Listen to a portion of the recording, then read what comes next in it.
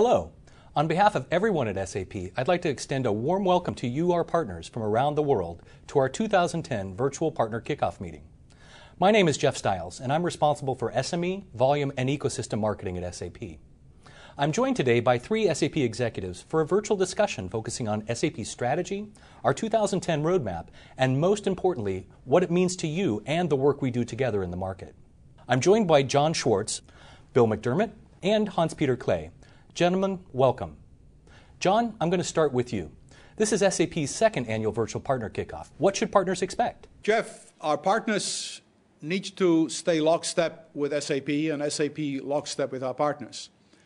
So in this kickoff meeting, we will introduce the concepts of clear enterprise, the concepts of the understanding of what SAP strategy is, what SAP's objectives are, and how our partners and SAP can work together to achieve clarity in their deployment as they work with their customers. I think it's particularly important for our partners to hear your perspective on SAP strategy. I'm sure everyone's heard SAP talking about the clear enterprise. John, what does this really mean? The introduction of the idea of clear enterprise introduces a new element into SAP's thinking. It introduces the element of clarity of insight and the clarity of thinking in addition to the clarity of action for our customers. As we introduce the idea of seeing clearly and thinking clearly about the actions that an enterprise has to take, we have introduced new technologies that enable the insight and the clarity of thought for our partners and for our customers alike. And so what this event is really all about is to share with our partners the extensions in the SAP strategy and SAP product line to enable the clear enterprise concept from seeing clearly to thinking clearly to ultimately acting clearly. But I think it's very important to talk about SAP's strategy for the ecosystem overall. How are we looking to engage with our partners? Jeff, the collaboration with our partners is foremost in our mind. The necessity to continue to grow, the opportunity offered by the marketplace to grow jointly with our partners is unprecedented. And we increasingly recognize the value of this relationship. We increasingly invest in expanding this relationship. And we increasingly invest in making that relationship collaborative. We believe that no party in this complex world that we live in today can act alone, that we need to come together as a community. We need to come together as people who share goals, as people who share the fundamental objective of customer satisfaction. And in that regard, the more we can interact, the more we can learn from each other, the more we can share, the more we can go to market together to satisfy the requirements, the better for our customers and ultimately the better for our respective businesses.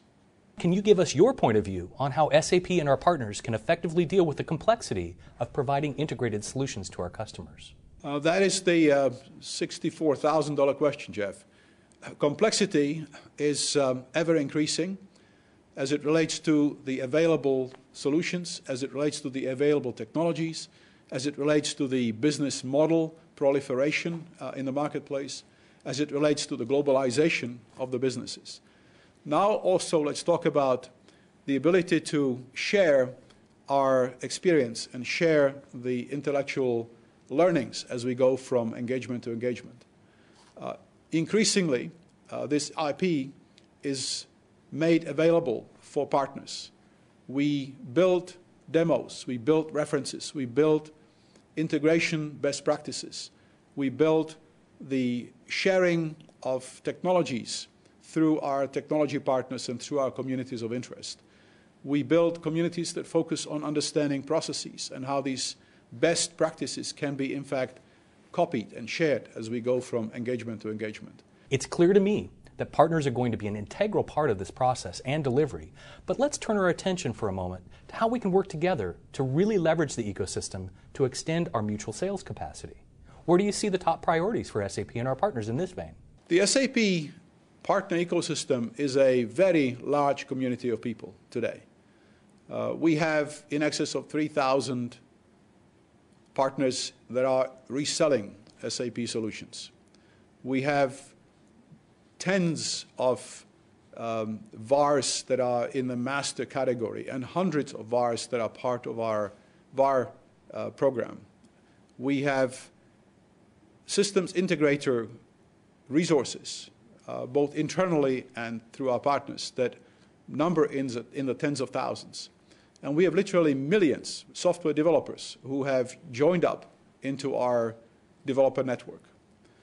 It is the sum total of all of these resources that are being brought to bear to help customers to adopt technology, to help them to differentiate themselves from their own competition, and to help to bring the cost of deployment and the cost of ownership down to the minimum level possible. John, those are really big numbers, and they speak to the type of volume that SAP and our partners are looking to drive.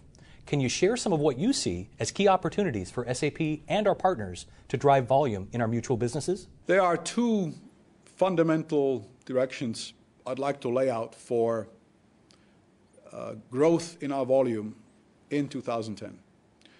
First of all, I'd like to point to what we call industry roadmaps. We have at SAP over the past few years developed a deep, deep knowledge of different industries, best practices in each of these industries, the data models and the data capabilities that each of these industries requires to handle their business. And we have divided, or we have, if you will, decomposed the integrated suite of applications into process steps that can be implemented step by step as customers need to deploy and as they change their own internal requirements. So it's these industry roadmaps that allow us to help customers to go in a very orderly fashion and automate in those areas which are the most productive ways of adopting new technology.